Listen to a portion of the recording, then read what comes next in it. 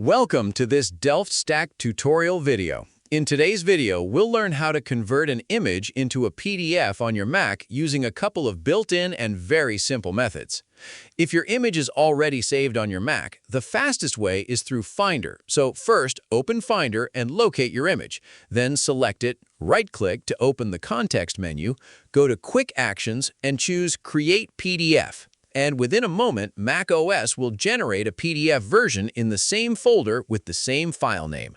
And a useful tip here is that if you select multiple images at once before using Create PDF, your Mac will combine them into a single multi-page PDF, which is great for documents or scanned pages. If you're finding this helpful, consider subscribing to Delft Stack so you don't miss more Mac tips. And let's continue. Another method you can use is with the Preview app, so double-click the image to open it in Preview.